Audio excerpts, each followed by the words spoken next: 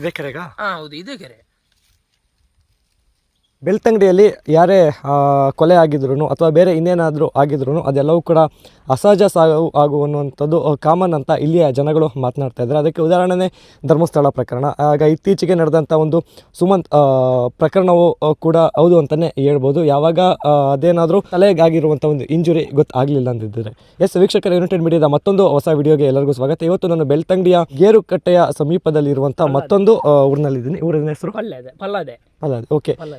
ಈ ಒಂದು ಊರಿನಲ್ಲಿ ಸೇಮ್ ಸುಮಂತ್ ಪ್ರಕರಣ ಏನು ಆಗಿದೆ, ಸೇಮ್ ಅದೇ ರೀತಿಯಾದ ಒಂದು ಪ್ರಕರಣ ಇಲ್ಲೂ ಕೂಡ ಆಗಿದೆ. ಆದರೆ ಈ ಒಂದು ಪ್ರಕರಣದ ಮೇಲಿರುವಂಥ ಒಂದು ಆರೋಪ ಏನು ಅಂದರೆ ಇದು ಈಗ ಅಸಹಜ ಸಾವು ಅಂತ ಈಗ ಪೊಲೀಸ್ನವರು ಮಾಡಿರುವಂಥದ್ದು. ಬಟ್ ಅದು ಅಸಹಜ ಸಾವಲ್ಲ, ಒಂದು ಕೊಲೆ. ಯಾಕಂದರೆ ಈಗ ಪೋಸ್ಟ್ ಮಾರ್ಟಮ್ ವರದಿಯಲ್ಲಿ ಮತ್ತು ಇವರು ಕೊಟ್ಟಂಥ ದೂರು ಯಾವುದು ಕೂಡ ಮ್ಯಾಚ್ ಆಗ್ತಾ ಇಲ್ಲ. ಯಾಕಂದರೆ ಇವರು ದೂರಿನಲ್ಲಿ ತಲೆಗೆ ಇಂಜುರಿ ಆಗಿದೆ, ಮತ್ತು ಕೆಲವೊಬ್ಬರ ಮೇಲೆ ಆರೋಪವನ್ನು ಮಾಡಿ ಕೊಟ್ಟಿದ್ದಾರೆ. ಆದರೆ ಅದ್ಯಾವುದು ಕೂಡ ತನಿಖೆ ಅಲ್ಲ, FIR ಕೂಡ ಆಗಿಲ್ಲ. ಕೇವಲ ಅದು UDR ಆಗಿ ಮುಚ್ಚೋಗಿರುವಂಥದ್ದು. ತಲೆಗೆ ಇಂಜುರಿ ಆಗಿರುವಂಥದ್ದು ಮತ್ತು ಕೈಗೆಲ್ಲ ದಾರ ಅಥವಾ ಹಗ್ಗದ ರೀತಿಯಲ್ಲಿ ಸುತ್ತಿರುವಂಥದ್ದು ಅದ್ಯಾವುದು ಕೂಡ ಮೆನ್ಷನ್ ಆಗಿಲ್ಲ. ಇದು ಸರಿಯಾಗಿ ತನಿಖೆ ಆಗಿಲ್ಲ. ಇದು ಕೂಡ ಸುಮಂತ್ ಪ್ರಕರಣ ಹೇಗಾಗಿದೆ ಅದೇ ರೀತಿ ತನಿಖೆ ಆಗಬೇಕು ಅನ್ನುವಂಥದ್ದು ಒಂದು ಆರೋಪ ಇದೆ ವೀಕ್ಷಕ. ಕಳೆದ ಆಗಸ್ಟ್ನಲ್ಲಿ ನಡೆದ ಘಟನೆ ಶ್ರೀಧರ್ ಅವರ ಪ್ರಕರಣ. ನನ್ನ ಹೆಸರು ಶಿವಪ್ರಸಾದ್ ಅಂತೇಳಿ. ನಿಮ್ಮ ತಮ್ಮನ ಹೆಸರು? ಮೃತಪಟ್ಟ ಶ್ರೀಧರ್ನ ಅಣ್ಣ ನಾನು. ಯಾವಾಗ ಈ ಒಂದು ಘಟನೆ ನಡೆದಿದ್ದು?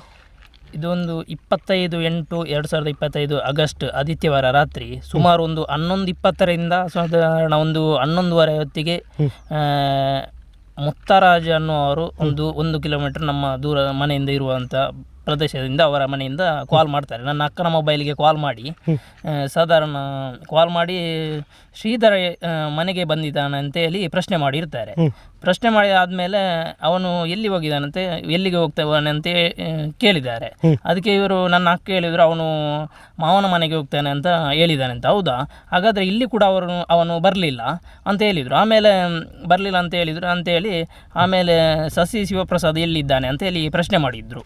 ಅದೇ ನನ್ನ ಮನೆಯಲ್ಲಿ ಶಶಿ ಅಂತೇಳಿ ಕರೆಯೋದು, ನನ್ನ ಹೆಸರು ಶಿವಪ್ರಸಾದ್ ಅಂತೇಳಿ. ಹಾಗಾಗಿ ಅಷ್ಟೆಲ್ಲ ಕೇಳಿದ ತಕ್ಷಣ ಅವರು ಅವನ ಹತ್ರ ಕಾಲ್ ಮಾಡಲಿಕ್ಕೆ ನೀನು ಹೇಳು ಅಂತ ಹೇಳಿದರು. ಕಾಲ್ ಕಟ್ ಮಾಡಿದರು. ಅಕ್ಕ ಮೊಬೈಲ್ ತಂದು ನನಗೆ ಕಾಲ್ ಮಾಡಬೇಕಂತೇಳಿ ಅವರು ಮೊಬೈಲ್ ಕೊಟ್ಟರು. ಆಗ ಆ ಮೊಬೈಲಿಂದಲೇ ನಾನು ಅವರಿಗೆ ಮುತ್ತರಾಜನವರಿಗೆ ಕಾಲ್ ಮಾಡಿದ್ದೇನೆ. ಕಾಲ್ ಮಾಡುವಾಗ ಅವರು ಹೇಳಿದರು ಏನಂದರೆ, ನೀನೊಮ್ಮೆ ಅರ್ಜೆಂಟ್ ಬೈಕ್ ಸ್ಟಾರ್ಟ್ ಮಾಡಿ ಮನೆಗೆ ಬಾ, ಇವತ್ತು ಪೆಟ್ರೋಲ್ ಚಾರ್ಜ್ ಎಲ್ಲ ನಾನೇ ಕೊಡ್ತೇನೆ, ಇವತ್ತು ಏನಾದರೂ ಒಂದು ಇತ್ಯರ್ಥ ಆಗಬೇಕು, ನೀನು ಮನೆಗೆ ಬಂದು ಆಗ ಅದಕ್ಕೆ ನಾನು ಕೇಳಿದೆ, ನೀವು ಬರಲಿಕ್ಕೆ ಹೇಳ್ತೀರಲ್ಲ, ಬರಬೇಕಾದ್ರೆ ವಿಷಯ ಏನು, ವಿಷಯ ಹೇಳಿ ಈಗಲೇ ಬರ್ತೇನೆ ಅಂತ ಹೇಳಿದೆ. ಅದಕ್ಕೆ ಅವರು ಯಾವುದೇ ರೀತಿಯ ರೆಸ್ಪಾನ್ಸ್ ಮಾಡಿಲ್ಲ. ಆಗ ನನಗೆ ತುಂಬ ಕೂಡ ಅಗಲಿಡಿ ಕೆಲಸ ಮಾಡಿ ಸುಸ್ತಾಗಿತ್ತು. ಅದಕ್ಕೆ ಆ ಕಾರಣ ನಾನು ಮತ್ತೆ ಆ ರಾತ್ರಿ ಕಾಡು ಪ್ರದೇಶ ಇರುವುದರಿಂದ ಅಲ್ಲಿ ಮತ್ತೆ ಅವರು ಕುಡಿತಾರೆ. ಹಾಗಾಗಿ ಅವರ ಕುಡಿತದ ಅಮಲಿನಲ್ಲಿ ಏಲಿರ್ಬೇಕಂತೇಳಿ ನಾನು ಆ ರಾತ್ರಿ ಮನೆಗೆ ಅವರದ್ದು ಹೋಗಿಲ್ಲ. ಮರುದಿನ ಬೆಳಿಗ್ಗೆ ಇವರು ಸಾಧಾರಣ ಒಂದು 6:45 ಅಂದಾಜು ಕಾಲ್ ಮಾಡಿ ನನ್ನ ಅಕ್ಕನ ಮೊಬೈಲ್ಗೆ ವಾಪಸ್ ಕಾಲ್ ನಾನೇ ರಿಸೀವ್ ಮಾಡಿದ್ದು. ಆಗ ಇವರು ಹೇಳಿರುವ ಮಾತು ಕೂಡ ಒಂದೇ, ಶ್ರೀಧರ ಮನೆಗೆ ಬರಲಿಲ್ಲ ಅಂತ ಹೇಳ್ತೀರಲ್ಲ ನೀವು, ಬನ್ನಿ ಅವನನ್ನೊಮ್ಮೆ ಹುಡುಕು ಅಂತ ಹೇಳಿದರು. ಅಷ್ಟೊತ್ತಿಗೆ ನಾನು ನನ್ನ ಮನೆಯಲ್ಲಿ ಕೂಡ ಹೇಳಿದೆ, ನಾನು ಹುಡುಕ್ಲಿಕ್ಕೆ ಹೋಗೋದಿಲ್ಲ, ಅವನು ಎಷ್ಟೊತ್ತಾದರೂ ಅವನು ಬರ್ತಾನಲ್ಲ ಅಂತ, ಬಂದೇ ಬರ್ತಾನಲ್ಲ ಅಂತ ಹೇಳಿದೆ. ಅದಕ್ಕೆ ನನ್ನ ಅಮ್ಮ ಹೇಳಿದರು, ನೀನು ಒಮ್ಮೆ ಹೋಗಿ ಹುಡುಕು ಮಾರೆ ಎಲ್ಲಾದರೂ ಅಂತ ಹೇಳಿದೆ. ಅದಕ್ಕೆ ನಾನು ಹೇಳಿದೆ ಸರಿ ಆಯ್ತು ಅಂತ ಹೇಳಿ ಬ್ಯಾಗ್ ಎಲ್ಲ ಹಾಕ್ಕೊಂಡು ಹೊರಟಾಗುವಾಗ ನಾನು ಇಲ್ಲಿ ಕಣಿಯೂರೊಂದು ಚಾವಡಿ ಅಂತ ಹೇಳಿದೆ, ಅದು ದೇವಸ್ಥಾನ, ಅಲ್ಲೇ ನಾನು ಬೈಕ್ ಇಟ್ಟು ಅದು ಸಾಧಾರಣ ಅಲ್ಲಿ ಒಂದು 10 ನಿಮಿಷ ನಡ್ಕೊಂಡು ಅವರ ಮನೆಗೆ ಬರಬೇಕು. ಆಗ ಬರುವಾಗ ಸಾಧಾರಣ ಅಲ್ಲಿ ಒಂದು ಕೆರೆ ಸಿಕ್ಕುವಾಗ ಅಲ್ಲಿಗೆ ಬರುವಾಗ ನನ್ನ ಭಾವ ರಾಜೇಶ್ ಅನ್ನೋವರಿಗೆ ಕಾಲ್ ಮಾಡಿದೆ. ಇವರು ಮುತ್ತರಾಜನ ಮನೆಯಿಂದ ಸ್ವಲ್ಪ ಇರೋದು ಅಲ್ಲಿಗೆ ಹೋಗಲಿಕ್ಕೆ. ಅವರಿಗೆ ಕಾಲ್ ಮಾಡಿ ಹೇಳಿದೆ, ನೀನು ನಿನ್ನ ಭಾವ ಮನೆಗೆ ಕೂಡ ಬರಲಿಲ್ಲ ಮಾರೆ, ಅಲ್ಲಿ ಕೂಡ ಹೋಗಿಲ್ಲ ಅಂತೆ, ಹಾಗಾದರೆ ಇಲ್ಲಿ ಅವರು ಕಾಲ್ ಮಾಡಿ ಬರಲಿಕ್ಕೆ ಹೇಳಿದರು ಅಂತ ಹೇಳಿದರು.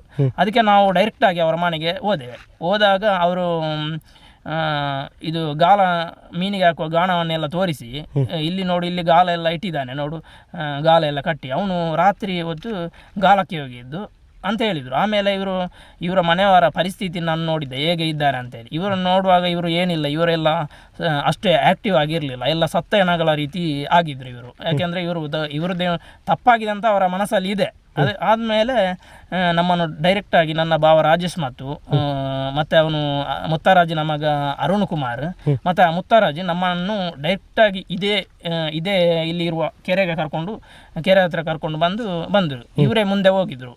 ಮುಂದೆ ಹೋಗಿ ಅಲ್ಲಿ ಆ ಕಡೆ ಈ ಕಡೆ ನೋಡಿ ಆಮೇಲೆ ಏನಂತ ಹೇಳಿದರೆ, ನೋಡು ಇಲ್ಲಿ 2 ಚಪ್ಪಲಿಗಾಲಿವೆ ಅಂತ ಹೇಳಿ ತೋರಿಸಿದ್ರು. ಆಮೇಲೆ ಸ್ವಲ್ಪ ಹೊತ್ತಾಗ ಇಲ್ಲಿ ನೋಡಿ ಇದು ಎಲೆ ಅಡಿಕೆ ತಿಂದು ಕೂಡ ಉಗುಳಿದಾನೆ ಅಂತ ಹೇಳಿದ್ರು. ಆಮೇಲೆ ಸ್ವಲ್ಪ ಹೊತ್ತಲ್ಲಿ ಆ ಕಡೆ ವಾಪಸ್ ನೋಡ್ತಾ ಇವರು ನೋಡು ಇಲ್ಲಿ 3 ಗಾಣ ಕಟ್ಟಿದ್ದಾರೆ ಮೀನು ಹಾಕ್ಲಿಕ್ಕೆ ಅಂತ ಹೇಳಿದ್ರು. ಆಮೇಲೆ ಸ್ವಲ್ಪ ಮತ್ತೆ ವಾಪಸ್ ಆ ಕಡೆ ನೋಡಿ ಇವರು ಏನಂತ ಹೇಳಿದ್ರು ಅಂತ ಹೇಳಿ, ಈಗ ನೀರನ್ನು ಹಾಗೆ ಹೀಗೆ ನೋಡಿ ಏನೋ ಒಂದು ರೀತಿಯ ನಾಟಕ ಮಾಡಲಿಕ್ಕೆ ಶುರು ಮಾಡಿದ್ರು. ನಮಗೆ ಅಲ್ಲಿ ಕೂಡ ಸಂಶಯ ಬಂತು. ನೋಡಿ ಅದೇನೊಂದು ಬಿಳಿ ಬಿಳಿ ಕಟ್ಟು ಕಾಣ್ತಾ ಇದೆ ಅಲ್ಲ ಅಂತ ಹೇಳಿದ್ರು. ಅದಕ್ಕೆ ನಾನು ಹೇಳಿದರೆ ಅದು ಕಲ್ಲಾಗಿರ್ಬೋದು ಅಂತ. ಕಲ್ಲಲ್ಲ, ಅವನು ಇದೇ ಶ್ರೀಧರನ ಬಾಡಿ. ಯಾಕೆಂದರೆ ಅಲ್ಲಿ ಅವನ ಹಳದಿ ಕಲರ್ ಅಂಗಿ ಹಾಕಿದ್ದಾನೆ, ನೋಡಿ ಇದೇ ಶ್ರೀಧರನ ಬಾಡಿ ಅಂತ ಅವ್ರು ಹೇಳಿದರು. ಆಗ ಬಾಡಿ ಅಂತ ನಾವು ನೋಡುವಾಗ ನಾವು ಸ್ವಲ್ಪ ಹೀಗೆ ಕರೆಕ್ಟಾಗಿ ನೋಡುವಾಗ ಗಾಲ ಕೂಡ ಅದು ನೀರಿನ ಮೇಲೆ ತೇಲ್ತಾ ಇತ್ತು. ಹಾಗೆ ನನಗೆ ಸಂಶಯ ಬಂತು, ನನ್ನ ತಮ್ಮ ಇದಕ್ಕೆ ಈ ಕೆರೆಗೆ ಬಿದ್ದಿದೆ ಅಂತ. ನನಗೆ ತುಂಬ ಅಲ್ಲಿ ಮನಸ್ಸಿಗೆ ತುಂಬ ನೋವಾಯಿತು, ಏನು ಮಾಡುವುದು ಅಂತೇಳಿ. ಇನ್ನು ಅದಕ್ಕೆ ಕೇಳಿದೆ ಇನ್ನೇನು ನಾವು ಮಾಡೋದಂತ. ಅದಕ್ಕೆ ಇವರು ಹೇಳಿದರು, ಇನ್ನೂ ಇದು ಬಾಡಿ ಮೇಲೆ ಕೆತ್ತಬೇಕಾದ್ರೆ ಪೊಲೀಸ್ ಸ್ಟೇಷನ್ಗೆ ಹೋಗಿ ಕಂಪ್ಲೇಂಟ್ ಮಾಡಬೇಕಂತ ಹೇಳಿದರು. ಆಮೇಲೆ ಹೌದಂತ ಹೇಳಿದೆ.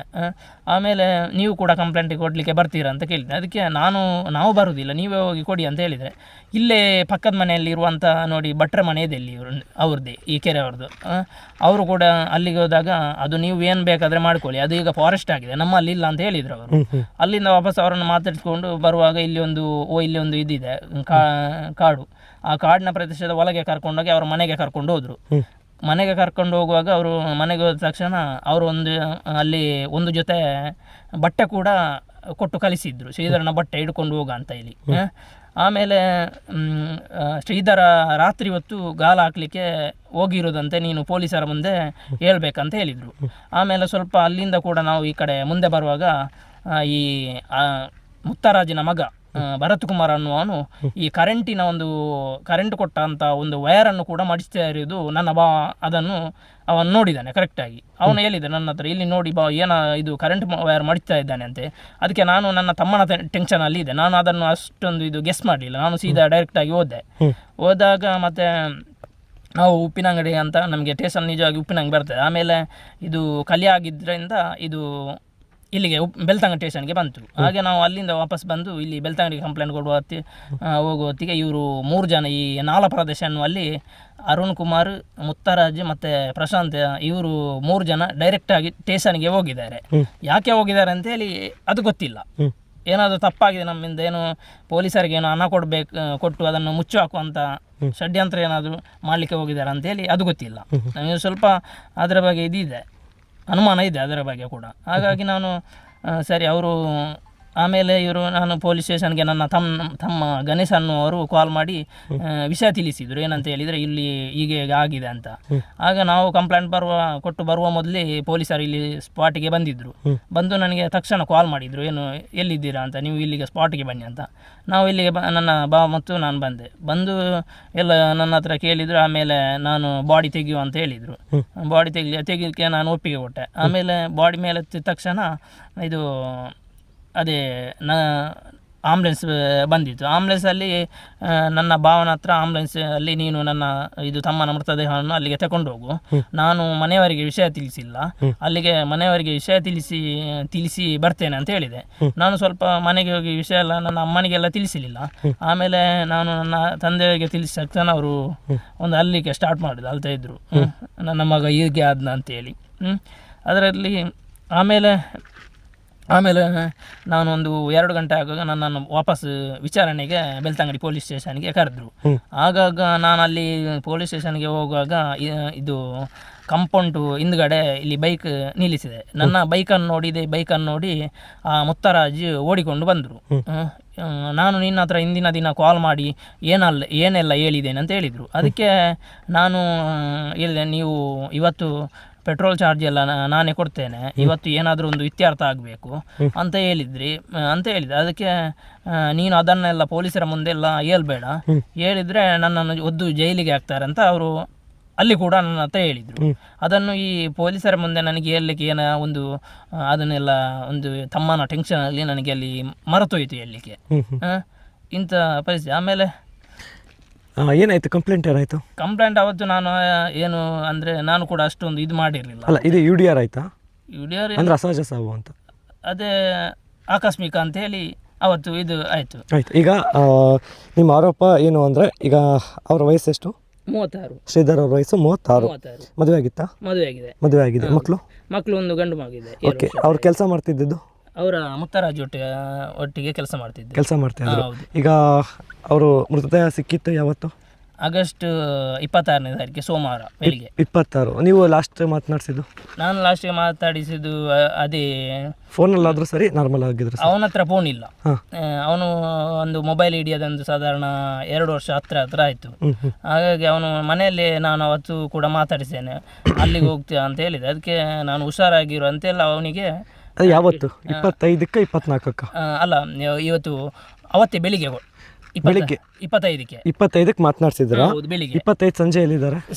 ಸಂಜೆ ಅದೇ ಅವರು ಕಾಲ್ ಮಾಡಿದ್ರು, ಈ ರೀತಿ ನೀವು 11:30 ಹೊತ್ತಿಗೆ ನನಗೆ ಕಾಲ್ ಮಾಡಿ ಈ ರೀತಿ ಎಲ್ಲ ಹೇಳಿದ್ರು. ಅಂದ್ರೆ ಅವಾಗ ನಿಮ್ಗೆ ಗೊತ್ತಾಗಿದೆ ಇವ್ರ ಜೊತೆಲೇ ಇರ್ಬಹುದು ಅಥವಾ ಏನೋ ಒಂದು ಆಗಿದೆ? ಹೌದು. ಆಗ ಆ ಸಂದರ್ಭದಲ್ಲಿ ಫೋನ್ ಮಾಡಿದಾಗ ಏನು ಹೇಳಿದ್ರು? ಅದೇ ಅವರು, ನಾನು ಕೇಳಿದ್ದೇನೆ ಫೋನ್ ಮಾಡಿದಾಗ, ಬರಬೇಕಾದ್ರೆ ವಿಷಯ ಹೇಳಿ ಅಂತ. ಏನು ವಿಷಯ ಹೇಳಿ, ನಾನು ಈಗಲೇ ಬೈಕ್ ತಗೊಂಡು ಬರ್ತೇನೆ ಅಂತ ಹೇಳಿದಕ್ಕೆ ಅದಕ್ಕೆ ಅವ್ರೇನು ರೆಸ್ಪಾನ್ಸ್ ಮಾಡಲಿಲ್ಲ. ಆಗ ನೀವು ಅವರು ಕುಡ್ದೇನೋ ಮಾತಾಡ್ತಾ ಇದ್ದಾರೆ ಅಂತ ನೆಗ್ಲೆಕ್ಟ್ ಮಾಡಿದ್ದೀರಾ. ಬೆಳಿಗ್ಗೆ ಏನಾಯ್ತು? ಬೆಳಿಗ್ಗೆ ಅವರು 6:45ಗೆ ವಾಪಸ್ ಕಾಲ್ ಮಾಡಿ ಅವರು ಹೇಳಿದ್ರು, ಶ್ರೀಧರ್ ಬರಲಿಲ್ಲ ಅಂತ ಹೇಳ್ತೀರಾ ನೀವು, ಬನ್ನಿ ಅವನನ್ನು ಹುಡುಕುವ ಅಂತ ಹೇಳಿ ಡೈರೆಕ್ಟಾಗಿ ಕೆರೆ ಬರಿಗೆ ಕರ್ಕೊಂಡು ಬಂದರು. ಅನಂತರ ಬಾಡಿ ಮೇಲೆತ್ತಿದ್ರಿ? ಹೌದು. ಮೇಲೆತ್ತಿದ ನಂತರ ಪೋಸ್ಟ್ ಮಾರ್ಟಮ್ ಆಯ್ತಾ? ಪೋಸ್ಟ್ ಮಾರ್ಟಮ್ ಅವತ್ತು ಆಯಿತು. ಪೋಸ್ಟ್ ಮಾರ್ಟಮಲ್ಲಿ ಈಗ ಏನಾದರೂ ತಲೆಗೆ ಪೆಟ್ಟಾಗಿರುವಂಥದ್ದು ಅಥವಾ ಏನಾದರೂ ಏನೋ ಒಂದು ಆಗಿದೆ ರಾತ್ರಿ ಅನ್ನುವಂಥದ್ದು ನಿಮ್ಮ ಆರೋಪ? ಅದು ಏನೋ ಮಾಡಿದ್ದಾರೆ ಅಂತ ಹೇಳಿದ್ರಿ, ಏನೋ ಒಂದು ಘಟನೆ ಆಗಿದೆ ಅಂತ. ಅವನ ಬಲದ ಭಾಗದ ಕೆನ್ನೆಗೆ ಒಂದು ದೊಡ್ಡ ಹೊಡೆತ ಬಿದ್ದೆ, ಅದು ರಕ್ತ ಹೆಪ್ಪುಗಟ್ಟಿದೆ. ಅದನ್ನೆಲ್ಲ ಈ ಡಾಕ್ಟರ್ ವೈದ್ಯಾಧಿಕಾರಿ ನಮ್ಮ ಬೆಳ್ತಂಗಡಿ ತಾಲೂಕಿನ ರಶ್ಮಿ ಅವರು ಅದನ್ನು ಪೋಸ್ಟ್ ಮಾರ್ಟಮ್ ರಿಪೋರ್ಟ್ನಲ್ಲಿ ಅವರು ಮೆನ್ಷನ್ ಮಾಡಿಲ್ಲ. ಅದು ಯಾಕೆ ಅಂತ ಹೇಳಿ ಗೊತ್ತಿಲ್ಲ. ಯಾಕೆಂದ್ರೆ ಒಂದು ಪೋಸ್ಟ್ ಮಾರ್ಟಮ್ ರಿಪೋರ್ಟ್ ಒಂದು ಮೈಯಲ್ಲಿ ಗಾಯ ಆಗಿರುವುದನ್ನು ಕೂಡ, ಚಿಕ್ಕದೇನಾದರೂ ಒಂದು ಗಾಯ ಆಗಿದ್ರು ಕೂಡ ಅದನ್ನು ಪೋಸ್ಟ್ ಮಾರ್ಟಮ್ ಅಲ್ಲಿ ಇಂಜುರೀಸ್ ಮೆನ್ಷನ್ ಮಾಡಬೇಕು. ಅದು ಮೆನ್ಷನ್ ಆಗಿತ್ತಾ? ಅದನ್ನು ಮೆನ್ಷನ್ ಮಾಡಿಲ್ಲ ಅಂತ ಹೇಳಿ ನಮ್ಮ ಪರಿಚಯದ ಒಬ್ಬರು ಡಾಕ್ಟರ್ ಹತ್ರ ಏರಿ ನಾನು 2 ಬಾರಿ ರಿಪೋರ್ಟ್ ಅನ್ನು ತೋರಿಸಿದಕ್ಕೆ ಕೂಡ ಅವರು ಹೇಳಿದ್ರು, ಅದನ್ನು ಮೆನ್ಷನ್ ಮಾಡಿಲ್ಲ ಅಂತ ಹೇಳಿದ್ರು. ಈಗ ತಲೆ ಮೇಲೆ ಗಾಯ ಇರುವಂತದ್ದು ಅಂತ ಹೇಳ್ತಾ ಇದ್ರು ಆರೋಪ. ಅದಕ್ಕೆ ಸಾಕ್ಷಿ ಫೋಟೋಸ್ ಏನಾದ್ರು ಇದೆಯಾ ನಿಮ್ಮ ಹತ್ರ? ನನ್ನ ಫೋಟೋ ಇದೆಲ್ಲ ನನ್ನ ಹತ್ರ. ಈ ಗಾಳ ಸುತ್ತಿರೋದು ಅಂತ ಹೇಳಿದ್ರಿ, ಫೋಟೋಸ್ ಅಲ್ಲಿ ಇದೆಲ್ಲ ಫೋಟೋಸ್ ಇದೆ, ಕನ್ಫರ್ಮ್. ಓಕೆ. ಈಗ ಅದು ಅಸಹಜ ಸಾವು ಅಂತ ಆಗಿದೆ, ತನಿಖೆ ಆಗಿಲ್ಲ. ನೀವೀಗ ಒತ್ತಾಯ ಮಾಡ್ತಾ ಇರುವಂತದ್ದು ಆಲ್ಮೋಸ್ಟ್ 6 ತಿಂಗಳಾಯ್ತಾ? 6 ತಿಂಗಳ ಹತ್ರ ಆಯಿತು. ಈ ಫೆಬ್ರವರಿ 26ನೇ ತಾರೀಕು ಬಂದರೆ 6 ತಿಂಗಳಾಗ್ತದೆ. ಈಗ ನೀವು ಈಗಲೂ ಕೂಡ ಒತ್ತಾಯವನ್ನ ಮಾಡ್ತಾ ಇರುವಂಥದ್ದು ತನಿಖೆ ಆಗಲಿ. ಈಗ ಯಾರು ಅವ್ರ ಜೊತೆಗೆ ಅಷ್ಟೊತ್ತಿನಲ್ಲಿ ಇದ್ರು, ಸಮಥಿಂಗ್ ಏನೋ ರಾಂಗ್ ಆಗಿದೆ, ನೀವು ಅವ್ರನ್ನ ಕೂಡ ವಿಚಾರಣೆ ಮಾಡಿ ಇದನ್ನೊಂದು FIR ಮಾಡಿ ಅಂತ ಹೇಳ್ತಾ ಇದ್ದಾರೆ. ಹೌದು. ನಾನು ಸಾಧಾರಣ 7 ಜನರ ಮೇಲೆ ಆರೋಪ ಮಾಡಿದ್ದೇನೆ. ಅವರನ್ನು ಸರಿಯಾದ ರೀತಿಯಲ್ಲಿ ತನಿಖೆ ಮಾಡ್ತಾ ಇಲ್ಲ. ಅವರನ್ನು ಸರಿಯಾದ ರೀತಿಯ ಅಲ್ಲಿ ತನಿಖೆ ಮಾಡಿದರೆ ಅವರ ಸತ್ಯತೆ ಏನು ಅಂತ ಹೇಳಿ ಖಂಡಿತವಾಗ್ಲಿ ತಿಳಿಯುತ್ತದೆ. ಅವರ ಇಲ್ಲಿ ಸುತ್ತಮುತ್ತ ಯಾವುದಾದ್ರೂ ಮನೆ ಇದೆಯಾ? ಸುತ್ತಮುತ್ತ ಮನೆ ಅಂದ್ರೆ ಇಲ್ಲಿ ಒಂದಿದೆ, ಅವ್ರದ್ದು ಒಂದು ಸಾಬ್ರದ್ದು ಮನೆ ಇದೆ. ಮತ್ತೆ ಇಲ್ಲಿಂದ ಅವರು ಈ ಕೆರೆ ಅವ್ರದ್ದು ಸಂಬಂಧಪಟ್ಟ ಅವ್ರದ್ದೇ ಒಂದು ಭಟ್ರ ಮನೆ ಕೂಡ ಇದೆ. ಬೇರೆ ಇಲ್ಲಿಗೆ ಸಿಸಿ ಕ್ಯಾಮರಾ ಏನು ಈ ಭಾಗದಲ್ಲಿ ಇಲ್ಲ. ಯಾಕೆಂದ್ರೆ ಇಲ್ಲಿ ತುಂಬಾ ಇಂಟೀರಿಯರ್ ಆಯ್ತು. ಹೌದು, ಇಲ್ಲಿ ಕಾಡು ಪ್ರದೇಶ. ಇಲ್ಲಿ ಏನು ಮಾಡಿದ್ರು ಈ ಕೆರೆಗೆ ತಕೊಂಡು ಬಂದು ಬಾಡಿ ಅಥವಾ ಯಾರನ್ನು ಕೊಲೆ ಮಾಡಿ ತಕೊಂಡು ಬಂದ್ರೆ ಹಾಕಿದ್ರು ಗೊತ್ತೇ ಆಗಲ್ಲ ಅಂತ ಪರಿಸ್ಥಿತಿ ವಾತಾವರಣ ಇಲ್ಲಿ ನಿರ್ಮಾಣ ಆಗಿದೆ. ಕಲಿಯ ಗ್ರಾಮದಲ್ಲಿ ಸಾಧಾರಣ ಒಂದು ಇಲ್ಲಿಗೆ ಯಾರು ಮೊದಲಿಗಾರಾಗಿ ಒಬ್ಬ ಹಿಂದಿ ಭಾಷೆ ಮಾತಾಡುವವರು ಅದೇ ರೀತಿ ಆಗಿದೆ. ಆಮೇಲೆ ಒಬ್ಬರು ಫಾರೂಕ್ ಅನ್ನುವರು ಕೂಡ ಅದೇ ರೀತಿ ಆಗಿದೆ. ಅವರು ನೀರಿಗೆ ಬಿದ್ದು ಸತ್ತರು, ಅವರು ಅದೇ ಕೆರೆಗೆ ಬಿದ್ದು ಸತ್ತಿರುವುದಂತ. ಹಿಂದಿಯವರು ಕೂಡ ನೀರಿಗೆ ಬಿದ್ದು ಸತ್ತಿದ್ದ? ಹಿಂದಿಯವರು ಕೂಡ ಅದೇ ನೀರಿಗೆ ಬಿದ್ದು ಸತ್ತಿರುವುದು ಎಲ್ಲ ಅಸಹಜ ಸಾವೇ ಎಲ್ಲ. ಆಮೇಲೆ ನನ್ನ ತಮ್ಮ ಶ್ರೀಧರ ಕೂಡ ಇದೇ ಕೆರೆಗೆ ಬಿದ್ದು ಸತ್ತಿರುವುದು ಅಂತ. ಅದು ಕೂಡ ಅಸಹಜ ಸಾವು, ಆಕಸ್ಮಿಕ ಸಾವು, ಇಲ್ಲದೆ ಅನುಮಾನಾಸ್ಪದ ಇದೆ ನಮಗೆ. ಆಕಸ್ಮಿಕ ಅಂತೂ ಅಲ್ಲವೇ ಅಲ್ಲ. ನನ್ನ ತಮ್ಮನ ಸಾವು ಇದೊಂದು ಆಕಸ್ಮಿಕ ಸಾವು ಅಲ್ಲೇ ಅಲ್ಲ. ಇದನ್ನು ನಾನು ಒಪ್ಪಿಕೊಳ್ಳಲಿಕ್ಕೆ ಸಾಧ್ಯನೇ ಇಲ್ಲ. ಅಂದರೆ ಇಡೀ ಗ್ರಾಮದ ಜನತೆಗೆ ಗೊತ್ತುಂಟು ಇದು ಆಕಸ್ಮಿಕ ಸಾವಲ್ಲ ಅಂತ ಹೇಳಿ ಅವರು ಕೂಡ ಹೇಳ್ತಾ ಇದ್ದಾರೆ. ಇದೊಂದು ಕೊಲೆ ಮಾಡಿಯೇ ಇದು ವ್ಯವಸ್ಥಿತ ರೀತಿಯ ಒಂದು ಕೊಲೆ ಇದು. ಓಕೆ. ಈಗ ಅವತ್ತಿನ ರಾತ್ರಿ ಇಲ್ಲಿ ಸುತ್ತಮುತ್ತ ಇರುವಂಥವ್ರನ್ನ ಏನಾದರೂ ಏನಾಗಿದೆ ಅವತ್ತಿನ ರಾತ್ರಿ ಅಂತ ಏನಾದರೂ ವಿಚಾರಿಸಿದ್ರಾ? ನಾವು ಇವರ ಹತ್ರ ಇಲ್ಲಿ ಒಬ್ಬರು ಸಾಬ್ರದ್ದು ಮನೆ ಇದೆ, ಅಲ್ಲಿಗೆ ಹೋಗಿ ವಿಚಾರಿಸಿದೆ. ಅಲ್ಲಿ ವಿಚಾರಿಸಿದಾಗ ಅವರು ಹೇಳಿದರು, ಇಲ್ಲಿ ನಾವು ಇದರ ಕೆರೆಯ ಬದಿಯನೇ ಮನೆ ಇರುವುದು, ನಾವಿಲ್ಲಿ ಒಂದು ಬೊಬ್ಬೆ ಕೂಡ ಹಾಕುವುದು ಏನು ಇಲ್ಲಿ ಕೇಳ್ತಾ ಇರಲಿಲ್ಲ, ನೀರಿಗೆ ಬೀರಲಿಕ್ಕೆ ಇದು ಸಾಧ್ಯವೇ ಇಲ್ಲ ಅಂತ ಅವರು ಕೂಡ ಹೇಳಿದರು. ಈಗ ನಿಮ್ಮ ಪ್ರಕಾರ ಏನಾಗಿರ್ಬೋದು ಅವತ್ತು ರಾತ್ರಿ? 7 ಜನ ಪ್ಲಸ್ ಇವರು 7 ಜನ ಪ್ಲಸ್ ಅವರು ಏನಾದರೂ, ನನ್ನ ಸಂಬಂಧಿಯೊಬ್ಬರು ಕಲ್ಯಾಣಿಯವರು ಅಲ್ಲಿ ಪಕ್ಕದಲ್ಲಿ ಮನೆ ಇದ್ದಾರೆ, ಅವರು ಏನೊಂದು ಗಲಾಟೆ ಶಬ್ದವನ್ನು ಕೇಳಿಸಿಕೊಂಡಿದ್ರಂತೆ. ಅಲ್ಲಿ ಕೇಳಿಸಿಕೊಳ್ಳುವಾಗ ಅದರಲ್ಲಿ ಶ್ರೀಧರನ ಧ್ವನಿಯನ್ನು ಕೂಡ ಕೇಳಿದ್ದಾರಂತೆ. ಯಾವ ಜಾಗದಲ್ಲಿ? ಅಲ್ಲೇ ಮುತ್ತರಾಜಿನ ಪಕ್ಕದ ಹತ್ರ, ಅಂದ್ರೆ ಈ ಘಟನಾ ಸ್ಥಳ ಅಲ್ಲ, ಬೇರೆ ಸ್ಥಳ ಮನೆ ಹತ್ರ. ಅಲ್ಲಿ ಸ್ವಲ್ಪ ಇಷ್ಟೆಲ್ಲ ಇದು ಬೊಬ್ಬೆ ಕೇಳ್ದ, ಆಮೇಲೆ ಶ್ರೀಧರನ ಧ್ವನಿ ಕೂಡ ಅದರಲ್ಲಿ ಕೇಳಿಸಿದ್ದಂತೆ. ಇವ್ರದ್ದು ಏನಾದರೂ ಇರ್ಬೋದು ಅಂತೇಳಿ ಅವರು ಸುಮ್ಮನೆ ಇದು ಮಲಗಿದಂತೆ. ಆಮೇಲೆ ಸ್ವಲ್ಪ ನಾಯಿ ಎಲ್ಲ ತುಂಬ ಬೊಗಳ್ತಿತ್ತು, ಅಂದರೆ ಸಾಧಾರಣ ಒಂದು 3 ಗಂಟೆ ರಾತ್ರಿವರೆಗೆ ತುಂಬ ನಾಯಿ ಬೊಗಳ್ತಿತ್ತು ಅಂತ ಎಲ್ಲ ಅವರು ನನಗೆ ಇದು ಅವತ್ತು ಸಂಜೆ ಹೇಳಿದರು. ಇದು ಆದಮೇಲೆ ನನ್ನ ತಮ್ಮನ ಇದು ಬಾಡಿಯನ್ನು ದಹನ ಮಾಡಿದ ಮೇಲೆ ಅವರು ನನಗೆ ವಿಷಯ ತಿಳಿಸಿದರು. ಓಕೆ, ಇವತ್ತು ಒಂದು ಪ್ರತಿಭಟನೆ ಕೂಡ ಆಯಿತು. ಪ್ರತಿಭಟನೆ ಕೂಡ ಆಯಿತು. ಮನವಿಯನ್ನು ಕೊಟ್ಟಿದೆ. ಆದರೆ ನಮಗೆ ಇಲ್ಲಿ ಬೆಳ್ತಂಗಡಿ ಪೊಲೀಸರ ನಡೆಯನ್ನು ಗಮನಿಸಿದರೆ ನಮಗೆ ನನ್ನ ತಮ್ಮನ ಸಾವಿಗೆಲ್ಲ, ಈ ಸುಮಂತನ ಸಾವಿಗೆ ಕೂಡ ನ್ಯಾಯ ಸಿಕ್ಕುವ ನಿರೀಕ್ಷೆ ಇಲ್ಲ. ಯಾಕೆಂದರೆ 13 ವರ್ಷದಿಂದ ಹೋರಾಟ ಮಾಡಿ ಸೌಜನ್ಯ ಅಲ್ಲಿಗೆ ಅಂತ ನ್ಯಾಯ ಸಿಗಲಿಲ್ಲ, ಇನ್ನು ನಮ್ಮಂಥ ಬಡವರಿಗೆ ಎಲ್ಲಿ ನ್ಯಾಯ ಸಿಗ್ತದೆ? ಹೌದು. ಈಗ ನಾವು ಕೂಡ ಜನಗಳಿಗೆ ಇವೆಲ್ಲವನ್ನು ಕೂಡ ತಿಳಿಸ್ತಾ ಇದ್ದೀವಿ. ಏನು ಇವೆಲ್ಲ ಒಂದು ರೀತಿಯಲ್ಲಿ ಇವೆಲ್ಲ ಒಂದು ರೀತಿ ಮುಚ್ಚೋದ ರೀತಿಯಲ್ಲಿ ಅಥವಾ ಒಂದು ರೀತಿಯಲ್ಲಿ ಹೊರಗೆ ಬಂದಿಲ್ಲ ಇಂಥ ಪ್ರಕರಣಗಳು, ಎಷ್ಟೋ ಪ್ರಕರಣಗಳು ಇಲ್ಲಿ ಬೆಳ್ತಂಗಡಿಯಲ್ಲಿ ಆದರೆ ಅಸಹಜ ಸಾವು ಇಲ್ಲದೆ ಆಕಸ್ಮಿಕ ಸಾವು ಇದೇ ಆಗೋದು ಹೊರತು ಬೇರೆ ಯಾವುದೇ ರೀತಿಯಲ್ಲಿ ಸತ್ತವರಿಗೆ ನ್ಯಾಯ ಅಂತ ಈ ಬೆಳ್ತಂಗಡಿ ತಾಲೂಕಿನಲ್ಲಿ ಇಷ್ಟವರೆಗೆ ಸಿಗಲಿಲ್ಲ. ಆಮೇಲೆ ಈ ಮುತ್ತರಾಜಿನ ಮಕ್ಕಳಾದ ಇಬ್ಬರು ಅರುಣ್ ಕುಮಾರ್ ಮತ್ತು ಈ ಭರತ್ ಕುಮಾರ್ ಕೆಲವು ತಿಂಗಳ ಹಿಂದೆ ಅಷ್ಟೇ ನನಗೆ ಅವರು ಮೆಸೇಜ್ ಕೊಟ್ಟಿದ್ರು, ನಿನ್ನ ತಮ್ಮ ಇದೇ ರೀತಿ ಮಾಡ್ತಾ ಇರಲಿ, ನಾವು ಯಾವುದೇ ಕ್ರಮ ಕೈಗೊಳ್ಳಲು ನಾವು ಅವನ ವಿರುದ್ಧವಾಗಿ ಕ್ರಮ ಕೈಗೊಳ್ಳಲು ಸಿದ್ಧರಾಗಿದ್ದೇವೆ ಅಂತ ಅವರು ನನಗೆ ಒಂದು ಮೆಸೇಜನ್ನು ಕೂಡ ಅವರು ಕೊಟ್ಟಿದ್ರು ಬೆದರಿಕೆಯ ಮೂಲಕ. ಅದಕ್ಕೆ ನಾನು ಹೇಳಿದೆ, ನನ್ನ ತಮ್ಮ ಅಂತ ತಪ್ಪು ಏನು ಮಾಡಿದ್ದಾನೆ? ದ್ವೇಷ ಇತ್ತು ಅವ್ರ ಮಧ್ಯೆ? ಇಲ್ಲ ಇರಲಿಲ್ಲ. ಅದಕ್ಕೆ ನಾನು ಕೇಳಿದೆ, ನನ್ನ ತಮ್ಮ ಅಂತ ತಪ್ಪು ಏನು ಮಾಡಿದ್ದಾನೆ ಅಂತ ಕೇಳಿದೆ. ನನ್ನ ಹತ್ರ ನಿಮಗೆ ಹೇಳ್ಬೋದಲ್ಲ ಅಂತ ತಪ್ಪು ಏನು ಮಾಡಿದೆ? ಅದಕ್ಕೆ ಅವರು ಏನು ಕೂಡ ರೆಸ್ಪಾನ್ಸ್ ಮಾಡಿಲ್ಲ. ಮತ್ತು ಅವರ ಮನೆಯಲ್ಲಿ ಅದು ಕಾಡು ಬದಿ ಕೂಡ ಮನೆ ಇರುವುದು, ಅಲ್ಲಿ ಎಲ್ಲ ಕಲ್ಲ ಬಟ್ಟಿ ಎಲ್ಲ ಬೇಯಿಸಿ ಅವರು ತೆಗಿತಾರೆ. ಅವರನ್ನು ಅಲ್ಲಿ ಕೇಳುವವರು ಯಾರು ಇಲ್ಲ. ಆಮೇಲೆ ಅಲ್ಲಿ ರಾತ್ರಿ ಹೊತ್ತು ಇದು ಕರೆಂಟ್ ಕಂಬದಿಂದ ಕದ್ದು ರಾತ್ರಿ ಕಾಡು ಪ್ರಾಣಿಗಳನ್ನು ಬೇಟೆಯಾಡಲಿಕ್ಕೆ ಡೈರೆಕ್ಟಾಗಿ ಎಲ್ಲ ಕರೆಂಟ್ ಕೊಟ್ಟಿದ್ದಾರೆ. ಈಗ ಅವನು ಒಬ್ಬ ಪ್ರಶಾಂತ್ ಅನ್ನೋನು ಅದರಲ್ಲಿ ಕೂಡ ಹೇಳಿಕೊಂಡು ಬರ್ತಾನೆ, ನಾವು ಕಾಡು ಪ್ರಾಣಿಗೆ ಅಲ್ಲಿ ಇದು ಕರೆಂಟ್ ಕೊಟ್ಟಿದ್ದಕ್ಕೆ ಈ ಶ್ರೀಧರ ತೊಳ್ಕೊಂಡೋಗಿ ಅದು ಬಿದ್ದಿರುವುದು, ಅವನು ಜೀವಂತ ಆಗಿದ್ದ, ಅವನ ಕೆನ್ನೆಗೆ ಒಂದು ಏಟು ಹೊಡೆದು ಅವನಿಗೆ ಗಾಲೆಲ್ಲ ಕೈಗೆ ಸುತ್ತಿ ಬಾಡಿಯನ್ನು ನಾವು ಕೆರೆಗೆ ತಗೊಂಡು ಹೋಗಿ ಹಾಕಿರುವುದು ಅಂತ ಹೇಳಿ ಅವನು ಡ್ರಿಂಕ್ಸ್ ಮಾಡ್ತಾನೆ. ಡ್ರಿಂಕ್ಸ್ ಮಾಡಿ ಎಲ್ಲ ಕಡೆ ಕೂಡ ಅವರು ಹೇಳಿಕೊಂಡು ಬಂದಿರ್ತಾನೆ. ಹಾಗಾಗಿ ಇವನನ್ನು ಹಿಡಿದು ಸರಿಯಾಗಿ ತನಿಖೆ ಮಾಡಿದ ಸತ್ಯತೆ ತಿಳಿಯುವ ಸಾಧ್ಯತೆ ಇದೆ. ಆಮೇಲೆ ಏನಂದರೆ ನನಗೆ ನಾನು SP ಅವರಿಗೆ ಕೂಡ SP ಸಾಹೇಬರಿಗೆ, ನಮ್ಮ ಜಿಲ್ಲೆಯ ಅರುಣ್ ಕುಮಾರ್ ರೆಡ್ಡಿ ಅವರಿಗೆ ಕೂಡ ನಾನು ಕಂಪ್ಲೇಂಟನ್ನು ಮಾಡಿದ್ದೇನೆ. ನಾನು ಅವರಿಗೆ ಮನವಿ ಮಾಡ್ತಾ ಇದ್ದೇನೆ, ನನ್ನ ತಮ್ಮನ ಸಾವಿಗೆ ನೀವೊಂದು ನಿಷ್ಠಾವಂತರಾಗಿದ್ದೀರಿ. ಇಲ್ಲಿ ದಕ್ಷಿಣ ಕನ್ನಡ ಜಿಲ್ಲೆಗೆ ಯಾವುದೇ ಈಗ ರೀತಿಯ ವಾತಾವರಣ ಇಲ್ಲ. ಹಾಗಾಗಿ ಇದನ್ನು ಸಂಪೂರ್ಣವಾಗಿ ನೀವು ತನಿಖೆ ಮಾಡಿ ನನ್ನ ತಮ್ಮನ ಸಾವಿಗೆ ನ್ಯಾಯ ಕೊಡಬೇಕಂತ ಹೇಳಿ ನಾನು ಯುನೈಟೆಡ್ ಮೀಡಿಯಾ ಮೂಲಕ ನಾನು ಹೇಳಲಿಕ್ಕೆ ಇಚ್ಛೆ ಪಡ್ತೇನೆ. ಆಮೇಲೆ ಇದು ನಾನೊಂದು ಕರ್ನಾಟಕ ರಾಜ್ಯದ ಮಾನವ ಹಕ್ಕು ಆಯೋಗದ ಅಧ್ಯಕ್ಷರಿಗೆ ಕೂಡ ನಾನೊಂದು ಲೆಟ್ರ್ ಹಾಕಿದ್ದೇನೆ. ಇದರ ಬಗ್ಗೆ ಸರಿಯಾದ ತನಿಖೆ ಮಾಡಬೇಕು. ಈಗ ಜನಗಳು ಅಲ್ಲಲ್ಲಿ ಮಾತಾಡುತ್ತಾ ಇದ್ದಾರೆ, ಯಾಕೆಂದರೆ ಮುಂದಿನ ದಿನಗಳಲ್ಲಿ ನನ್ನನ್ನು ಕೂಡ ಈ ಮುತ್ತರಾಜ್ನವರು ಗ್ಯಾಂಗುಗಳು ಕೊಲೆ ಮಾಡುವ ಚಾನ್ಸ್ ತುಂಬಾ ಇದೆ. ಯಾಕೆಂತ ಹೇಳಿದರೆ ಕೆಲವರು ನನಗೆ ಈಗಾಗಲೇ ನಮ್ಮ ಪರಿಚಯದವರು ಹೇಳಿಕೊಂಡು ಬಂದಿರ್ತಾರೆ, ಅವನ ಮೇಲೆ ಇವರು ಕಂಪ್ಲೇಂಟ್ ಕೊಟ್ಟಿದ್ದಾನೆ, ಮುಂದಿನ ದಿನಗಳಲ್ಲಿ ಆ ಮುತ್ತರಾಜ್ ಇವನನ್ನು ಬಿಡ್ತಾನಂತೇಳಿ ಕೆಲವರು ಮಾತಾಡ್ತಿರೋದು ನನ್ನ ಗಮನಕ್ಕೆ ಕೂಡ ಬಂದಿದೆ. ಮುಂದಿನ ದಿನಗಳಲ್ಲಿ ನನ್ನನ್ನೆಲ್ಲಾದರೂ ಕೊಲೆ ಮಾಡಿದ್ದರೆ ಇದಕ್ಕೆ ನೇರ ಕಾರಣ ಪೊಲೀಸ್ ಇಲಾಖೆ ಮತ್ತು ಗೃಹ ಇಲಾಖೆ ಅಂತೇಳಿ ಈ ಯುನೈಟೆಡ್ ಮೀಡಿಯಾದ ಮೂಲಕ ನಾನು ಹೇಳಲಿಕ್ಕೆ ಇಷ್ಟಪಡ್ತೇನೆ. Yes, okay, thank you.